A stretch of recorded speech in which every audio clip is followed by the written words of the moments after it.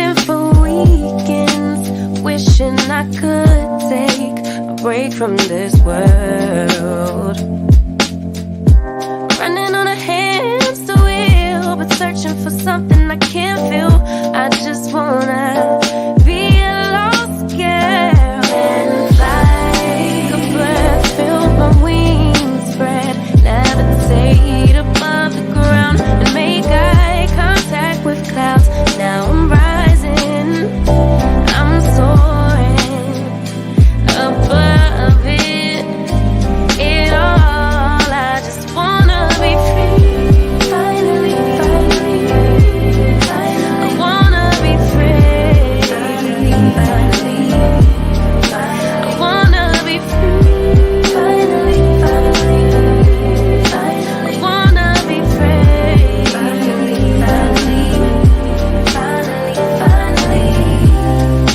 I always daydreaming, never imagined I lose my spark. Living in this crazy time, putting back the pieces of my mind. I know how to run from the dark and fly. Feel my wings spread, levitate into the clouds. I'm so high above the ground. I'm rising, I'm soaring above it all. I just wanna be free, finally, I wanna be free. Race, conversations, and law enforcement. This is Moses' People Speak.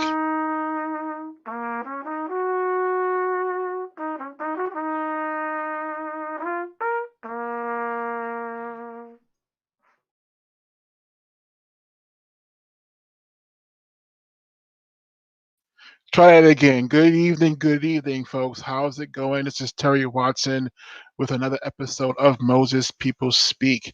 Again, I'm your host, Terry Watson, and I'm the founder of Strategies for Justice. Today, I'm really excited to have on with our guest today, Charles Billups. But before we get going, I'll make a couple of announcements, of course, make a couple of announcements.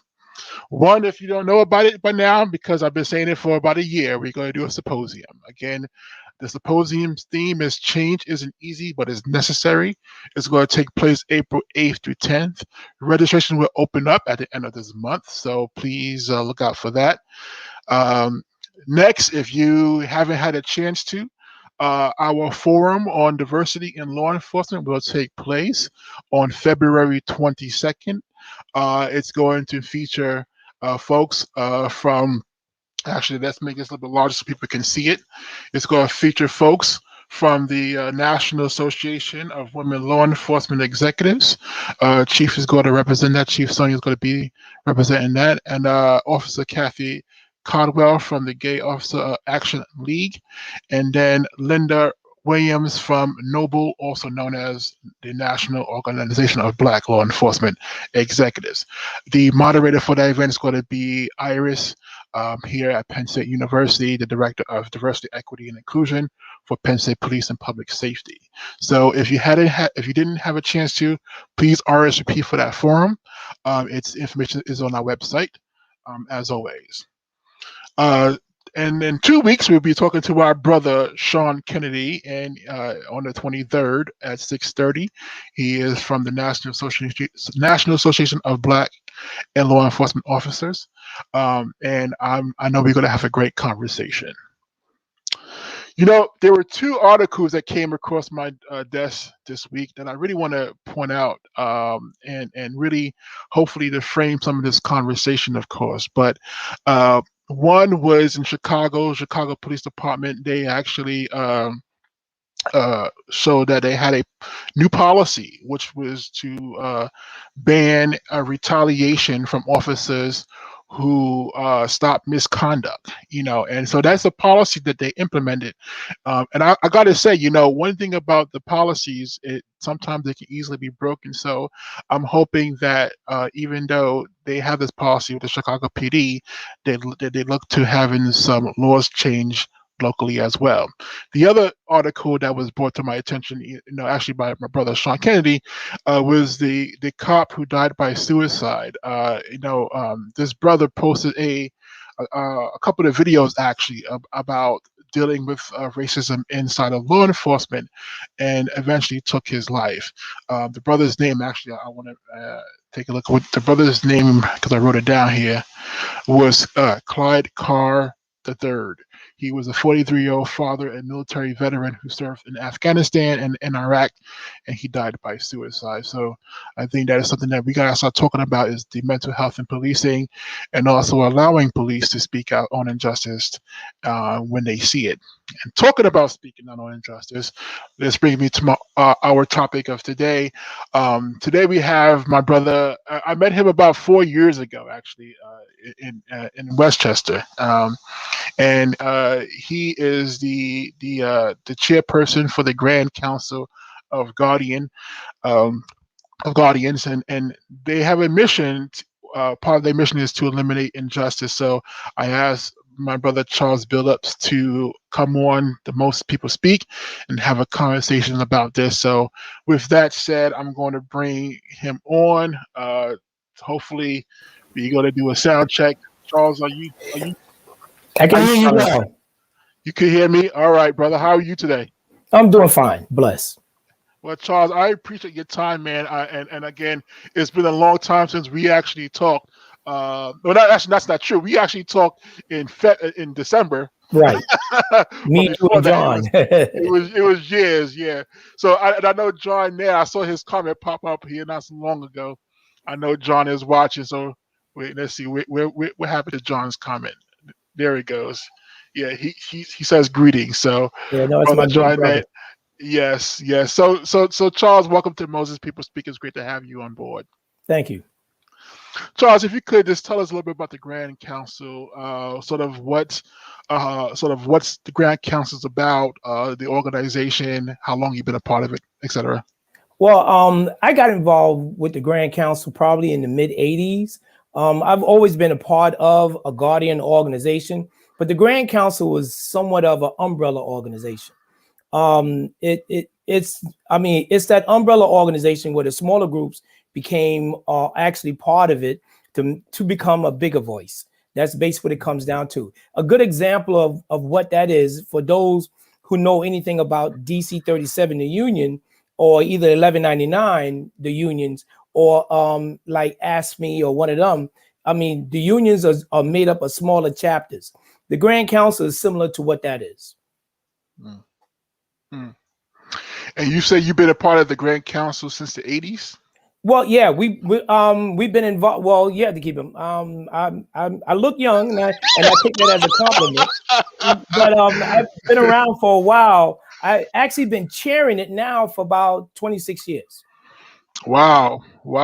Yeah. Well, So, we were the younger people coming up during that period of time when before Dinkins and during Mayor Dinkins' period of time. And we were the younger people who got involved and was pushing forward to make some changes. We was fortunate, me and matter of fact, Eric Adams was actually the chairperson before me, before he created 100 Blacks Who Care in Law Enforcement. But it came about that way where it was about growth among ourselves. It was about bringing about unity. It was about bringing us together to try to solidify our voice into one. Right. But the Grand Council consists of over a dozen different law enforcement agencies. We covered state police, NYPD, Nassau PD, Suffolk County. We cover Westchester. We have city correction, state correction, parole, probation.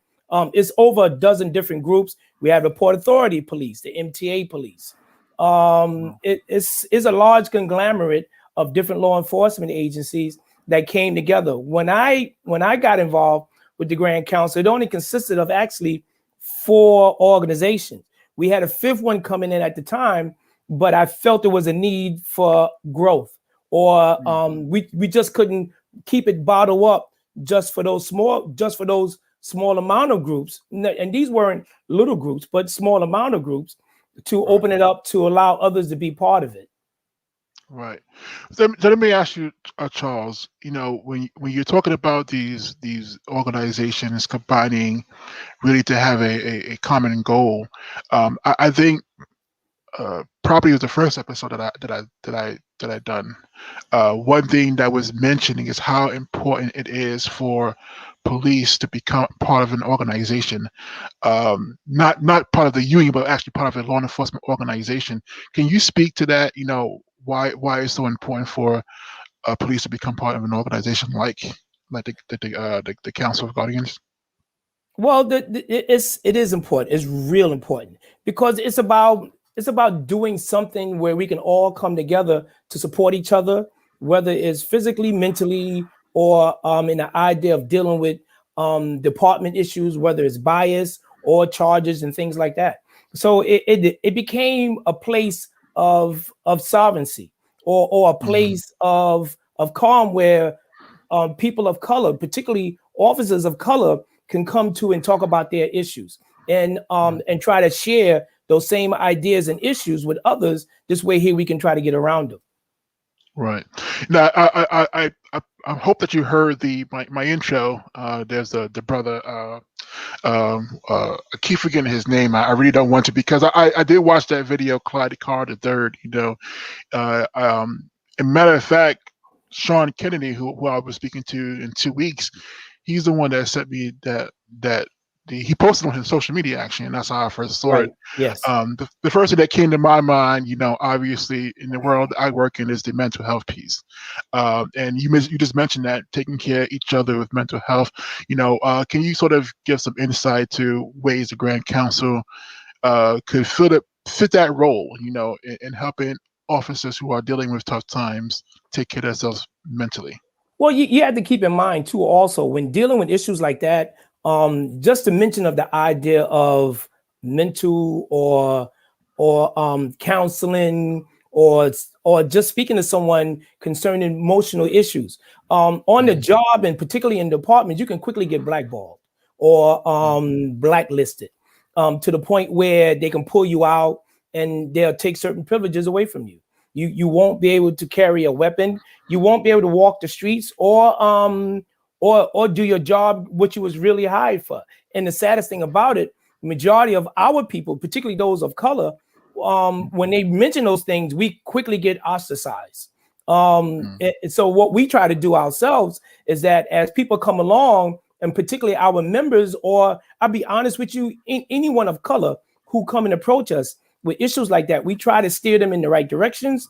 We try to give them the tools and stuff they may need to benefit themselves, even if it's just talking to someone, trying to make sure that they're heading in the right direction and they're not making mistakes. So we try our best to give them the tools and the accesses they may need, whether it's from within or from without. Right. And I just, you know, I watched those videos. And the brother actually mentioned some really good points. Like, you know, when he was talking his videos, and I think even the video he posted the day before he took his life, I'm always taking notes, Charles. That's what I do. I take notes, you know, and I'm always thinking, like, you know, a true investigator. Yes, exactly. Well, also, you know, we people do a lot of talking, and I think it's so important that people do action. And one of the things he mentioned that, you know, that I thought was powerful was, you know, when people enter law enforcement, they have the initial psychological evaluation, right, to get into law enforcement. But then after that, it's like, you know, we don't want to talk about it anymore. And what this brother was trying to push was that, one, trying to get over that stigma, and then two, maybe have it in a way that becomes an annual or biannual thing. I mean, what are your thoughts on that? No, which is true. Let's take it to the very beginning when you first come on the job. The hardest part, particularly of those of color, black and brown people, when they're applying for the job, it's hard for us to get the job, because one of the stumbling blocks we have is the psychological screening on majority of these jobs. They quickly ostracize us or say that we are not fit for the job, whether it's mentally or physically. That's the first down part. And then the second part, once you get the job, then you go through somewhat of a brainwashing, because you go through this academy and majority of the academy they teach and the information is given, it's about us against them. So they quickly pull you out of the communities where you come from, and now you become part of this blue wall or blue shield, and the idea is us against them. So the thing is now is that if you don't go along to get along, you quickly get ostracized, or you become diluted to the point where you just lose all of everything because you don't know which way to go. That is, you know, we could dive into that, Charles. Let's talk about that for a second too, because I think that when I first met you, I can't remember what year it was. I want to say 2016. I can't remember. It was a while ago. But when we first met, it was during the press conference. I think Damon Jones invited me to join that meeting. Had a great time. Had some great food. It was awesome. It's probably the one time I did take notes, which I kick myself in the head all the time. But one thing that I remember saying to Damon that day was, this must be tiring work to be in law enforcement and to be sort of a representative for the community, where you're still upholding the law, but at the same time you're trying to bridge that gap. What are your thoughts about this, Charles? Even to today, 2021, looking at the Grand Council, trying to do that kind of work. What are some of your thoughts about the bridging of the gap between the community and law enforcement? How do you do that? What are some of the steps into doing that? Like, what are some of the challenges, in today? Well, I would say first thing is it comes from the heart. You got to believe in your people, and you got to want to always about serving your people. Whether you got the uniform on or you're doing it somewhere else, it's about service to the people.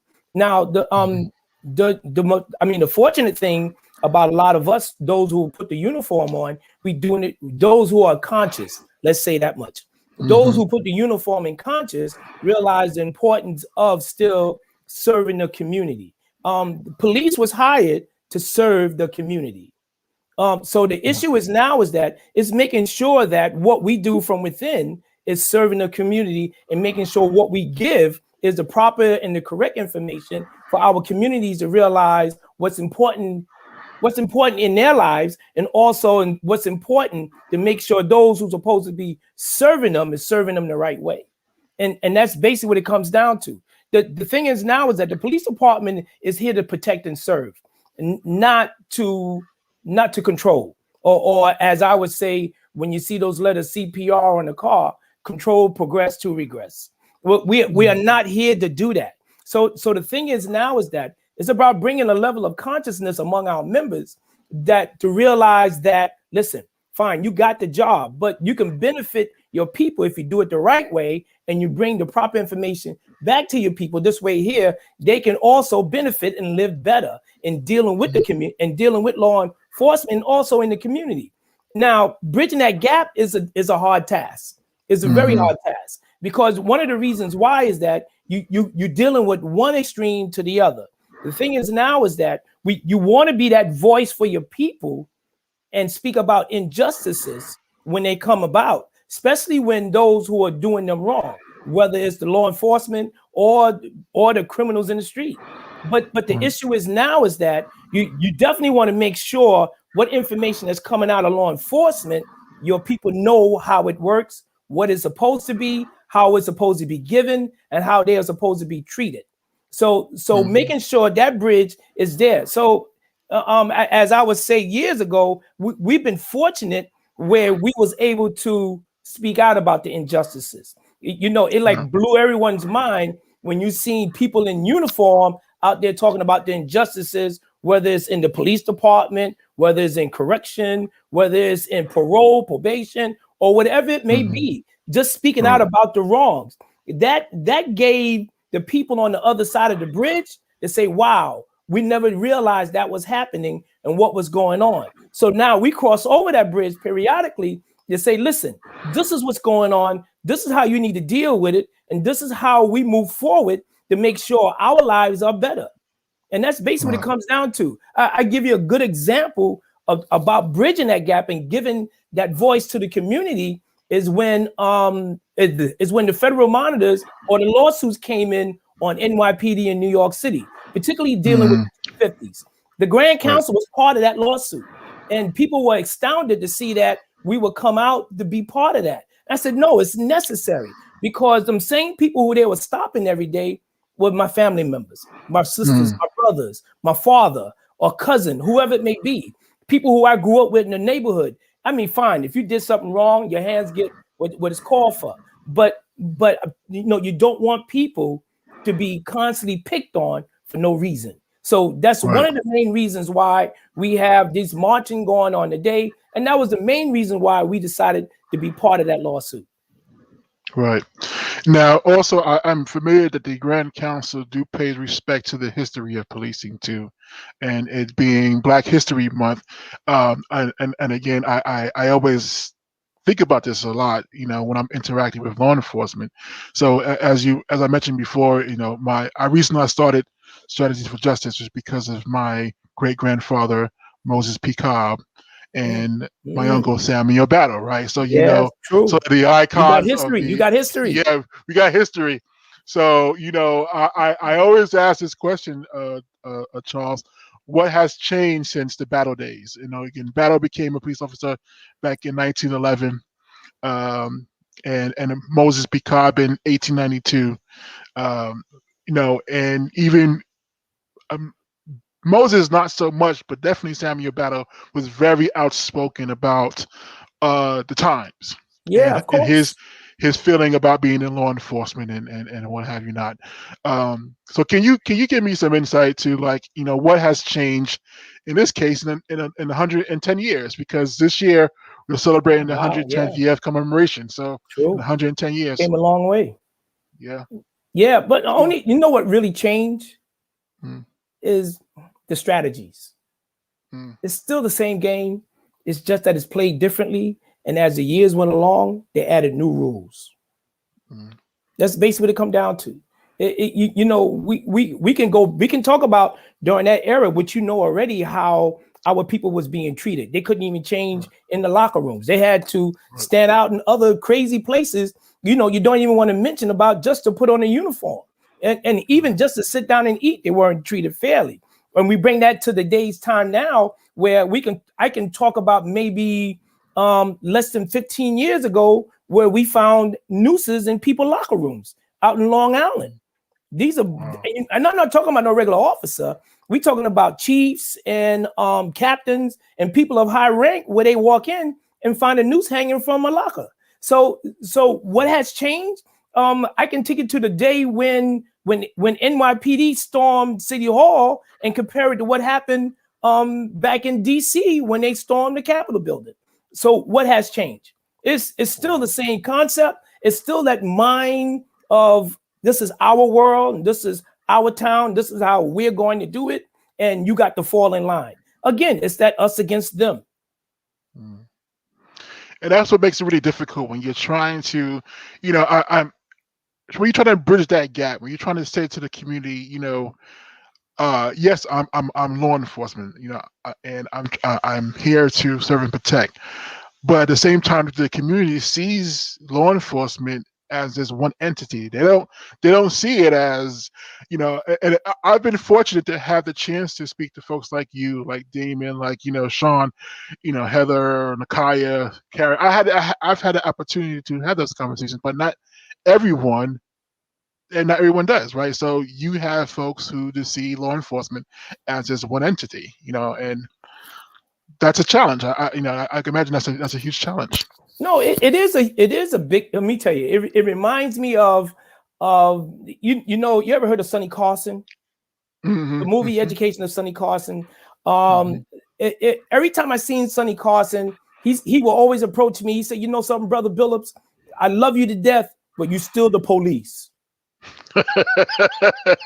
You're still the police. I love you dearly, but you still the police. I have to keep a cracked eye just to watch you because you still the police."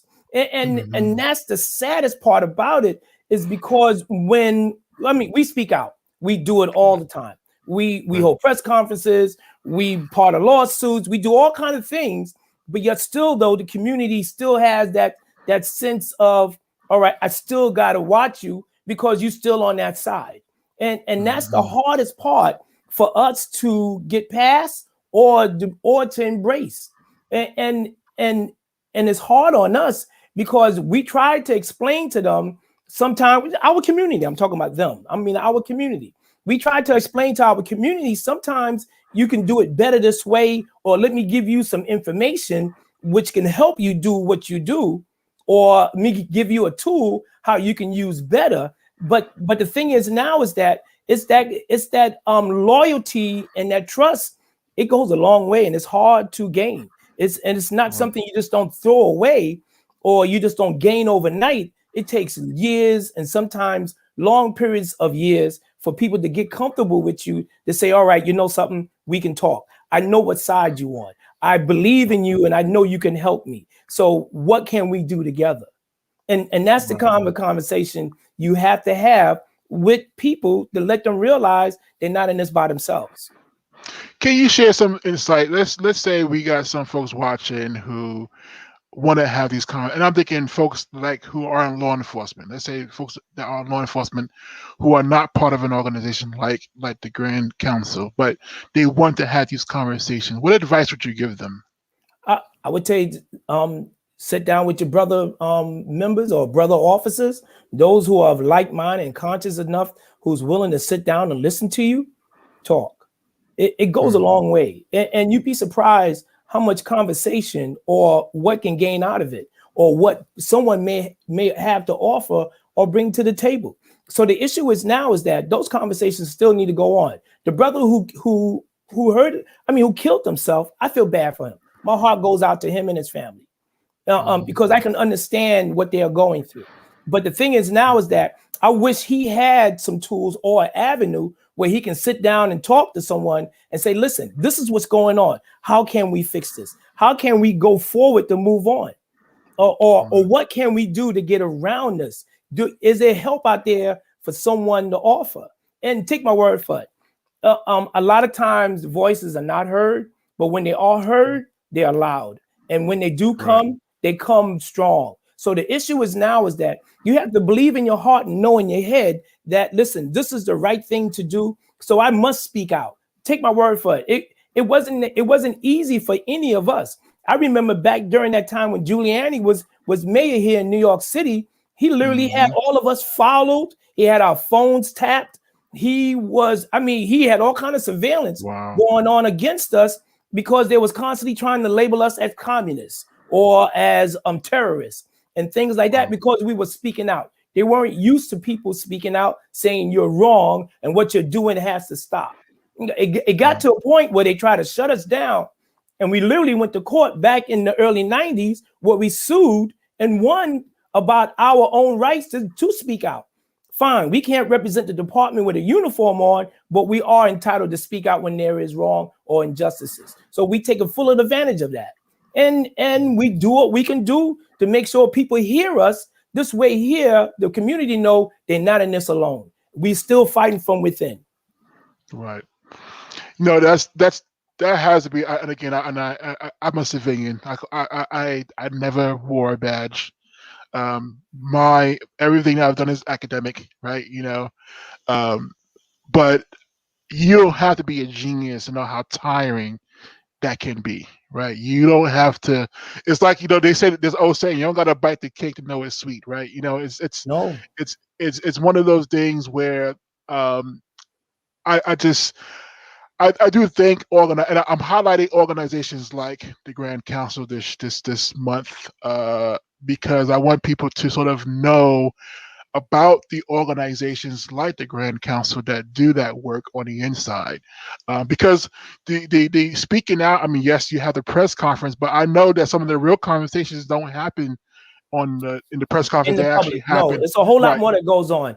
We deal with a lot of the gun legislation that goes on here in New York State. We deal with a lot of the outreach and the public safety issues that goes on. We sit down with the local politicians and also the state politicians to talk about the need of the community.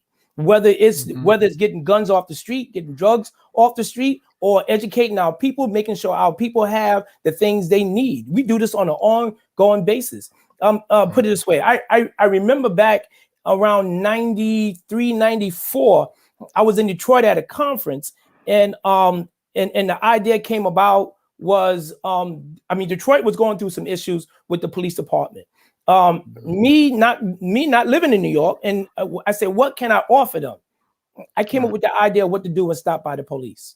Yes, let's talk about that. Hold on, I want to give a whole section to that one, Charles, because that is a groundbreaking. And I know it's been and it was adopted by dozens. I tell you the truth, I wish I would have patented it, because I probably would have been a rich man right now.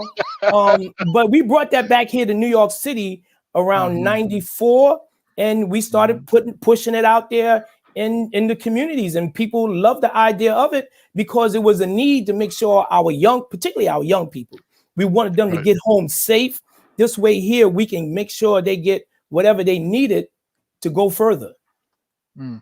Now with the and I know that I'm how do I put this? I'm trying to convince you, but I don't think it takes much convincing to be a part of the symposium to present that actually and the sense behind that. But I remember the first time I came across that, and I'll share this story with you. I was just starting to prepare my speech, The Battle with Moses People, which tells the story of Moses P. Cobb and Samuel Battle. And I started by looking at police organizations and websites of police organizations. I came across what to do when you stop by police. And I remember going through at the time it was a pamphlet, right? I was going through the pamphlet, and I was like, oh, this is interesting. So what I did is I went to the sort of the National Police Union websites to see if I could find something similar. It's a majority white organization. And I couldn't find anything. At that time, when I was searching for it, all I found was these letters to Barack Obama, how upset they were for him talking about the Gates situation. And I remember going back and forth. And Charles, when I say this, I'm not bragging, but if I can't find something on your website, that means it's not there, right? It's one of those things where I in my current job, I do the accessibility, so I'm good with breaking websites and looking for things, trying to find things. And when I can't find it, it's not there. So I remember thinking to myself, this is interesting. I'm on this website for Black law enforcement where I'm seeing how they're, and not just that, there was also scholarships on your website too. That was the other thing too, right? So offering scholarships. So I was looking at this. I was like, well, can I find this in the other, sort of on the other side? And I couldn't find it. That was somewhat troubling to me as a person who was just looking at it. And I see somebody posted from the Grand Council, and we could talk about this too. So sort of trying to do the recruitment of law enforcement. So trying to encourage people to join law enforcement, especially people of color and women. So, but I do want to ask you that question, Charles. When you think about what to do when you stop by police, like sort of what was the thought behind that process? Like, well, actually it started. All right. Again, I was in Detroit. I was at the National Black Police Association conference. And it was a brother named John Coy. He was part of the board at the time, and he had a pamphlet to give out to officers to give up dirty officers or corrupt officers, particularly those who was doing wrong to each other, or officers who were just breaking the law. So he came up with that. So basically, I took that same pamphlet and I read it. I said, wow. I said, this is good for officers to give to, use another word, snitch, as they would call it, or either just to turn in those other people who were doing wrong. And I said, well, what can I give to people? So at that time, it was a high number of people that was being stopped on an ongoing basis for no reason at all. We literally walked the streets over there, and we literally witnessed a large number of people being stopped. So I said, wow, what can we do to give these people, to protect them or give them some ammunition on how to survive the encounter. The whole key Right. thing was surviving the encounter. Go home, speak to your parents, or if they're adult, speak to your lawyer, find out what went on, give the information, and this way here you can take the next step, whether it's going to the precinct to complain or filing a lawsuit for unjust.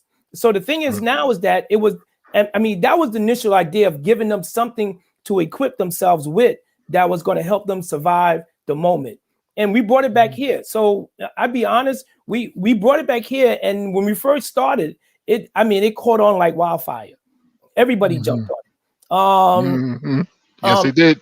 I mean, everyone. So, I love the idea of it. The ACLU picked it up. The NYCLU picked it up. A lot of the law firms, legal aid, and all the rest of them picked it up, and they adopted the program. And a lot of them took it to the next step, which is great. So I look at it. I tell you the truth. I took it as a blessing. I found the seed. I planted it, and it grew. So hopefully God gave me the strength and the wisdom to realize that, something, here's a seed, plant this for other people to grow fruit off it. And hopefully some of our people ate some of that fruit and came on home where they was able to take it to the next step. I'll be honest with you, because of that, I look at the 250s from the federal lawsuit was the same concept about the stop and frisk. The stop and frisk is the same idea of the what to do when stopped by the police. So it stemmed from that point on. All we did was educate the people and realizing and teaching them their rights. I tell you the truth, back around the mid to late 90s, the Black Spectrum Theater in Queens had put together a video on it because they took it to that point, police encounter, where a number of us had spoke out and helped them and gave them information on how to put that film together. It turned out great. Matter of fact, we're trying to speak to the brother that runs the place, name is Carl Clay, about updating it and bringing that film back out. So we have been in discussions with him about it, but it was a need, and it's still a need for it, because I agree. A lot of people say to me, yo, I don't want to humble myself. I ain't got to eat no crow. I ain't got to kiss no cops behind. I ain't got to do this and I ain't got to do that. But the thing is, they have the upper hand. And since they have the upper hand, all I want you to do is come home safe. And that's my biggest thing. I want you to come home safe. This way you can explain to me what happened, and then we can take the next step from that point. Because during that period of time, even though Mayor David Dinkins brought out CCRB, but CCRB was no more than a paper tiger. So it really didn't do anything. We had to take other avenues and we had to take other initiatives to take it to the next step. Yeah. And I think too, Charles, you hit the nail on the head there. Most people who may look at the what to do when you stop at police as giving police an excuse or giving them, is not really about the power of the struggle. It's about seeing someone come home alive. And I think sometimes people have a hard time understanding that point. Is the fact that you're trying to get people to stay alive and then fight the battle another day. Yeah, I don't want you going to jail, destroying your life. Now you got a rap sheet. You won't be able to get certain jobs anymore. I don't want you to have that criminal element. I want you to come home. Fine. The police stop you, or he asks you for certain things. You again, as they will say, they eating crow or humbling themselves or kissing up. I don't care about that. I want you safe. And that's what's important. People need to know. I used to say that don't take my silence for being complicit. I'm strategizing. If I'm quiet, that's because I'm strategizing. So, one thing I would say, maybe as a part two, and Charles, if ever we want to do something together, the Grand Council and Strategies for Justice, I think a good part two would be after you get home, how do you file a report? And who do you file a report to? Because some people have a hard time filing a report to police if they feel that they've been victimized by police, right? Oh yeah, definitely. They may not feel comfortable saying, you know what, I was victimized by police. I remember I got a message from someone in Jersey who reached out to me and from Jersey said, I had this ordeal with police, and they didn't feel comfortable with approaching the chief, because they felt like, it was his department that victimized me, how can I trust that department and then follow through with justice? And my first response to that person was, "Are you aware of any law enforcement organizations outside of the police department in that area?" And I wonder if that's the key. Is because if a person doesn't feel comfortable going to, as they see the person that victimized them, maybe organizations outside of law enforcement can be that go-to. Does that make No, sense? it does. It makes a lot of sense. Our numbers listed. They can easily reach out to us, and we can direct them in any direction they want to go. You got plenty of other. Now you have plenty of other community organizations or community groups out there who you can always talk to and talk about what happened or what went on. I can probably name at least a few dozen community groups, which is not law enforcement, where you can try to feel comfortable and speak to people about bringing some changes. Whether you're going to the NYCLU because you feel your civil rights has been violated, you can go to a group in Brooklyn I call Man Up, where you can talk to some other brothers about what's going on in the areas and the districts. I can name plenty of people who you can easily go to if you don't feel comfortable talking to law enforcement. There are avenues that are out there. You just got to make the effort to say, I want to see the change and I'm going to stand for this. I tell you the truth, that 250 and that law, the 250s in the lawsuit, that stemmed from one brother saying enough is enough. Mm-hmm. Yes, and again, I do follow a lot of the New York stuff because I'm from New York, so my family still live in New York, so I'm very invested in what happens in New York. I remember the quota lawsuit with Edwin Raymond and the NYPD 12. I followed that case to the end. And most people that know about it, they made a documentary on it. Crime and Punishment. Yep. I think that those are kind of things that the community if needs to see happen more, more out there. But I can take you back further than this. I can take you to the day of Amadou Diallo, where oh please, you kidding? I was I mean, and his anniversary just passed too. Yes. So the thing is now is that you're talking about the incident that happened up in the Bronx. I was the first one to call Ruben Diaz at the time. Me and him stood there right in front of the scene where it happened at, where the man was shot down. The issue is now is that we've been speaking about this for years. I can name dozens of people who got shot wrongly and things, and it just didn't come out of, just didn't make no sense. I can recall a brother coming home back in the 90s. He came home while he was on the military and he got shot on the subway for no reason because he was trying to stop a fight. I can talk about Steve Excel in Brooklyn who pulled a club. He was pulling the club to lock up his car and the undercover cop thought he had a gun and shot him. I can name the individuals that went on. But the thing is now is that they need to take a moment and look back at history a little bit and say, wow, these people have been doing it for a long time. And they need to look at it for what it is and say, wow, they was doing it years ago. The only disadvantage is now is that we don't have social media we had back then. Social media is the biggest weapon that ever came about in dealing with the injustices. So the thing is now is that this has been going on for years. It's just that now because of social media, it blew up and it has blossomed like crazy. And for once, you know, I take it back to the days of the Freedom Riders. We got young people today that are not afraid to speak up. And I applaud a lot of them. I pat them on the back and say, keep up, you're doing your thing, and then keep moving because hopefully they can affect some change. And I truly believe because of what they are doing is causing the city and the state to look at some of the practices that goes on here in New York. Right. I mean, they just had a drastic, New York City Council, it just put out this long leaflet of changes they trying to bring about for police reform to the point where it went to the state where the governor and the rest of them and the legislators decided to repeal 58. So the issue is now is that changes are coming, not as fast as what we thought, but eventually they'll be here. Right. Well, you know, Brother, I do have two important questions for you, and I want you to ponder those questions before answering. But one of them is, thinking about the Grand Council of Guardians and the work that you guys been doing. Um, what's next? What's next? What needs to be addressed? Where do you see the future going from here?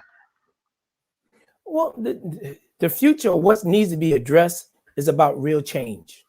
I can recall a couple of months ago, I was on a radio station. The mayor came on, and the mayor talked about promotions and stuff like that. How he moved up some African Americans in certain positions, and my response to him was, are they in authoritarian positions? Are they in positions where they can affect real change? Where they can literally say, you know something, I want to change that policy. And based on that policy, I'm going to make sure that it'll never happen in the wrong way again. And about bringing about new ideas. What is next? What's next is that the way of policing needs to drastically change. I mean, it's been dealing with old draconian ways, which need to be updated and brought back to reality to what today's time is. Law enforcement needs to reflect the communities which they serve and which they don't. They need to get rid of the obstacles that are holding people back from getting involved in law enforcement.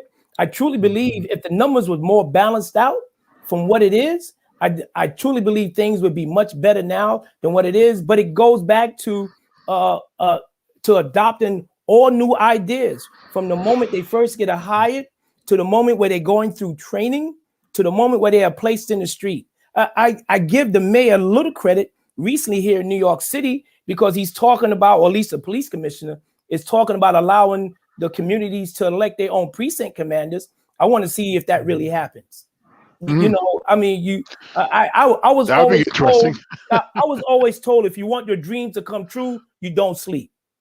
Yeah. That's basically what it comes down to. So the thing is now is that these are the kind of things or the ideas that are coming out. All right, fine. They say these things. Let's see it happens. But it needs to catch up to what today's time is. Old way of policing just don't work anymore. The idea of militarizing law enforcement, those days are over with. They really need to stop. It needs to be to protect and serve the community in which they are employed by. And that's basically what it comes down to. So now we need to get back to those days of real community policing, where everybody in the block, everybody in the neighborhood knows that officer on the corner, and that officer is not being penalized because he didn't write his quota or his productivity number of C summonses, or he didn't make his numbers of arrests for the month. My thing is, if he's not doing any of that, and everybody in his area is getting along, he's doing a real damn good job, and because he's keeping the peace, and that's what this is all about. Right. My question I ask everybody that comes on Moses People Speak, Charles, and I absolutely think about the responses that have been said over and over again. But what message do you have for America? What's your message to America, bro? Well, the message for America is that they need to wake up, become conscious, realize they're America. To my own personal opinion, when you say America, I'm thinking white America. White America need to realize they're not in this world by themselves. It's more than just them, and the us against them mentality has to stop. It was just example down in DC. We don't need to see that anymore. I mean, it was crazy and outrageous, but that shows the true meaning of what this world, and particularly America, is feeling, because these are the individuals who are leading the people to do these things. The same two people who are now being impeached and trying to be brought up on charges is the same ones who created the same mess for David Dinkins when they raided City Hall. So the issue is that it's just a repeat of what's going on. We need to stop the repeat. We need to stop the revolving door, and we need to come up with better ways of law enforcement. I mean, whether it's policing or either dealing with the jails, in the idea of criminal justice reform. Criminal justice reform needs to reflect what it is. Ain't no way in the world somebody should be sitting in jail with a $1 bail for months. Mm. It should not be. It should not be. Yes. But that's how it was. Not until just recently they came about with bail reform. So in the idea of what needs to be caught up, law enforcement, and it's sad that we don't run these places. And when we do run them, we don't run them the right way. And then sometimes some of our own people who get in position don't have enough heart to step up and say, no, I'm not going to do it that way. I want to bring about change. But either way, how we look at it, the whole thing now, and whether it's policing, criminal justice, correction, wherever it may be, it needs to be brought up to the modern area, and they need to get out of these old draconian ways of doing things. These things have to stop, because if not, it's going to blow up one day, and it's maybe worse than what we've seen. Man, that's a really good point, Charles. Really good point. And I see your folks here that give you some shout out as well. I'll bring it up on the screen. Gerard Hakim, if I pronounce that correctly. Yeah. Giving a shout out. And also mentioning that that we need to see true accountability within respect to law enforcement agencies. Yes. That's a huge one. Can you talk about? I lied. One more question, then. Can you talk about? No, you that can a little go bit, on. Charles? It's cool. It is about accountability, and one of the reasons why I say that is that again, people don't know what we go through with the blue uniform on inside the precincts, inside the jails, behind the walls. People don't know, and a lot of that need to be known. And I'll be honest, I fault some of us for not sharing more of that or publicizing it more. But the thing is now is that in the idea of accountability goes both ways. You're talking about accountability in dealing with the community, about treating them fairly and honestly like it's supposed to, and accountability in the idea of how those departments are ran. Because now even though we're dealing with the community, us as officers of color or people of brown and black that put the uniform on, we go through our own internal fights. Because now we have to deal with the prejudice, with the unfairness, the heavy-handedness. I mean, you can get two officers who committed the same incident, and the white one gets a reprimand or a slap on the wrist, and the brother or the sister gets suspended, or either they threaten to take their job away. I mean, these are the things that goes on, and these are probably some of the things that brother who committed the suicide was seeing. And this is the saddest part about it, because it gets to a place where, we are constantly fighting, and some of us look at it as, wow, this is a no-win fight. I'm fighting and fighting, but I can't take it no more. They taking money away from me. They taking overtime away from me. They won't allow me to take time off when I should. They are constantly moving me around, treating me like I'm a second-class citizen. And this is what Black law enforcement goes through on an ongoing basis.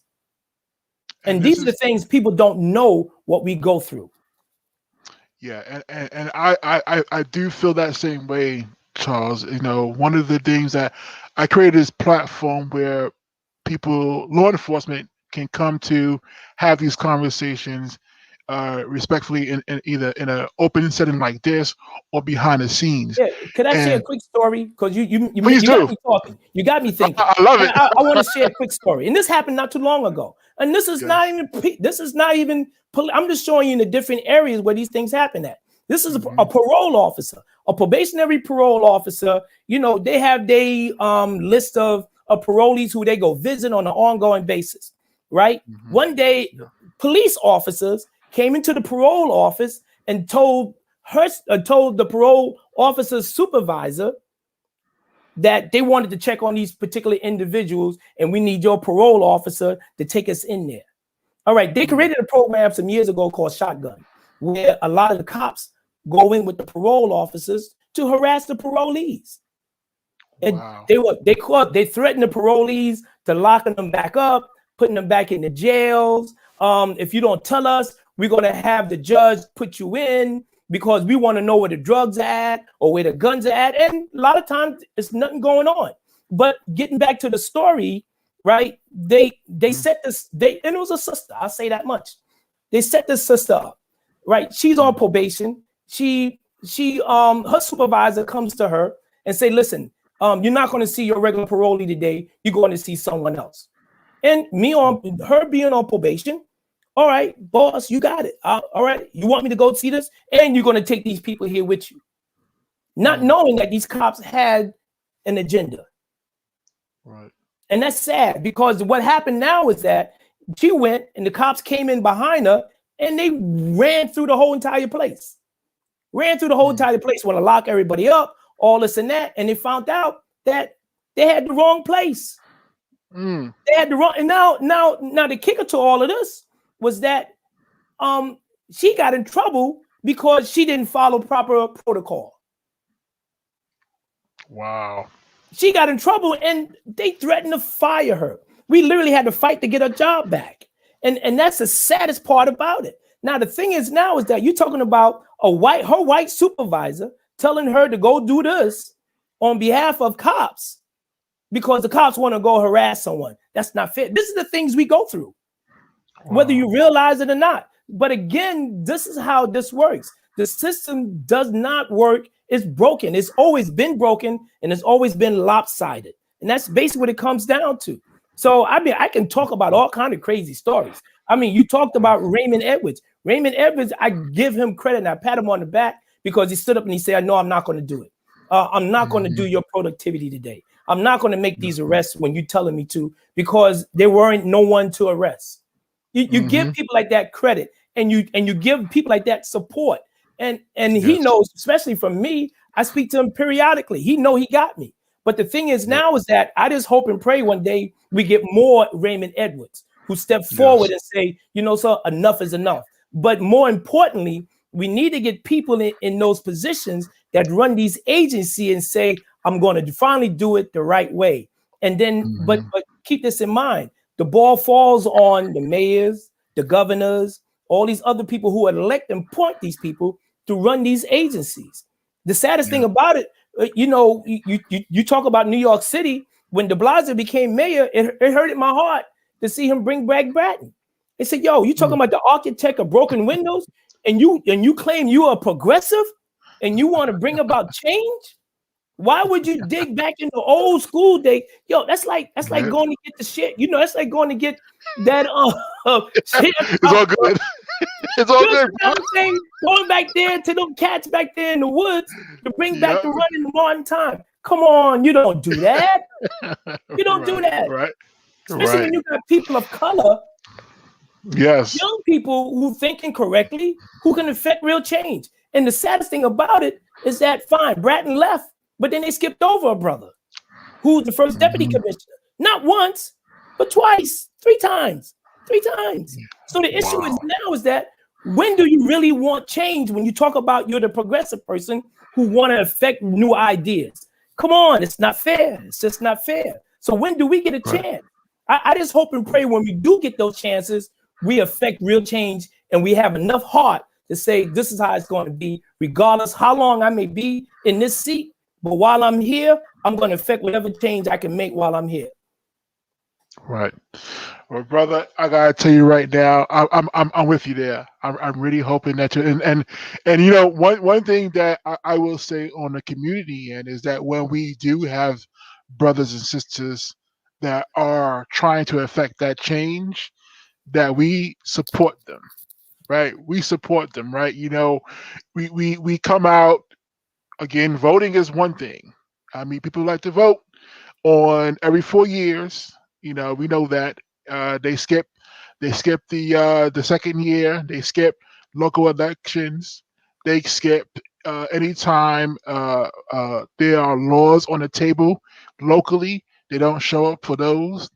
You know, so I do think that once we do have folks in power to actually bring about progressive change, the community has to show up. They have to be there. But if you notice over the years, the numbers of voters, those numbers actually been diminishing. You don't see large turnouts of votes unless it's a presidential race, or a gubernatorial race, a governor's race, or maybe the mayoral race. But anything else outside of that, our numbers are far and few. We came out strong for Obama. But again, the issue is now is that we all came out strong for Biden because we want to get rid of the nut. But the issue is now is that the thing is, those are the kind of things we have to constantly keep doing and keep pushing in order to affect real change. We have a mayoral race coming up this year here in New York City. The thing is now is that people need to look at the candidates for what they are and who they are, and who's going to serve us best. Not for those who got special interests, for the rich or special interest to change the city or drastically gentrify it more than what it is. We need to look at those who's going to bring about real progressive changes and look at that. You will probably have a governor's race in a few years. The thing is now is that hopefully Cuomo will get on his soapbox and he'll start affecting some real changes. If not, he may be in jeopardy too. But the thing is now is that we hope and pray that these people do wake up and they start affecting some changes, but it has to come sooner or later. Because if not, more people are going to end up dying and getting hurt. Right. Well, brother Charles Billups, man, I love having you on. I might have to do a part 2 with you one day. I hope I ain't talking too much. No, brother. This is.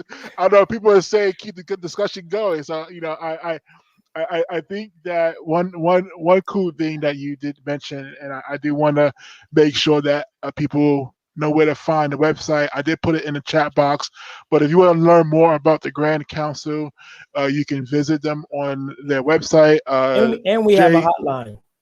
And a hotline. I put it in the chat box. GCGNYS.org. Yes. And check them out. And definitely, if you're in New York, connect with them. Well, even if they're not in New York, we get calls from all over the state. That's good to know. And throughout the country. We get calls from throughout the country from people who just want to reach out and be part of something else. And keep this in mind too. Even though we are law enforcement, majority of our members we represent, you talk about thousands of people. We do stand with and we do allow to work with and unify with the civilians too. Because keep in mind, we were civilians before we put a uniform on.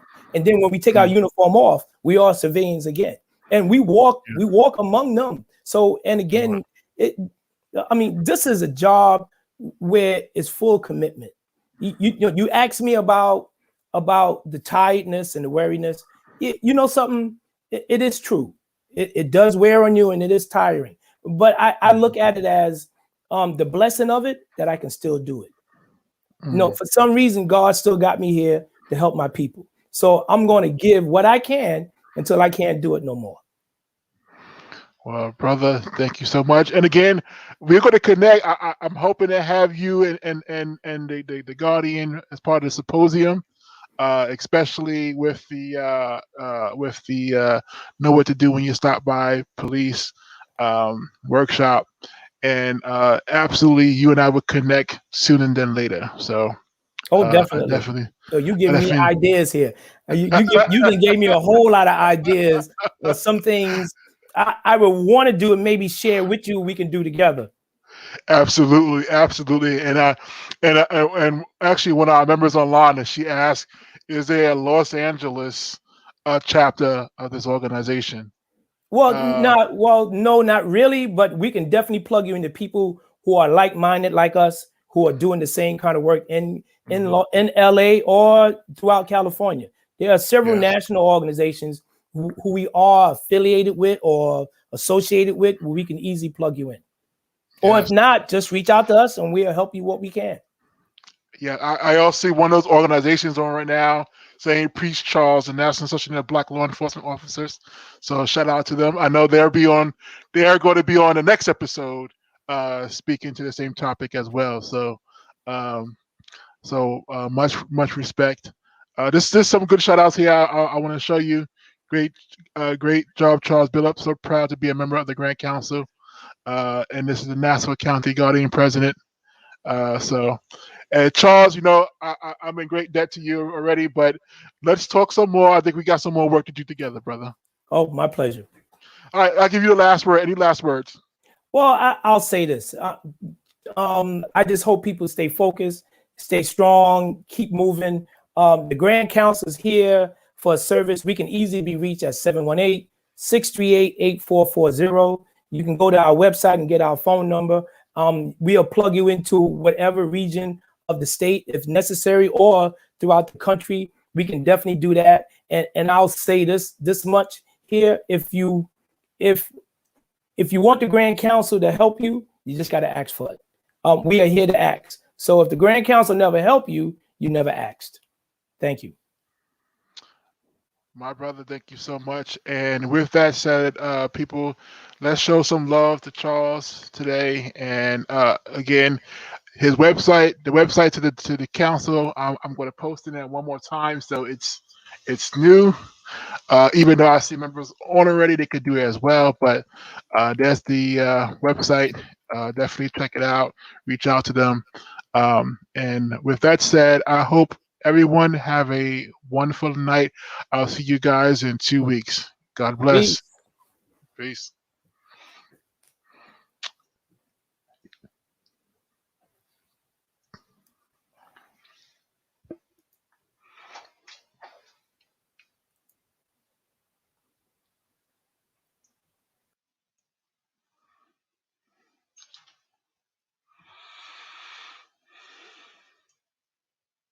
Hey, what are you doing over there looking around? Oh, that was a good episode. I love running this new setup. Look at this new setup right here. Look at this. That's my new setup right there. That looks like it's like out of WPS. They can't even touch that. I look back. Well, they got, yeah.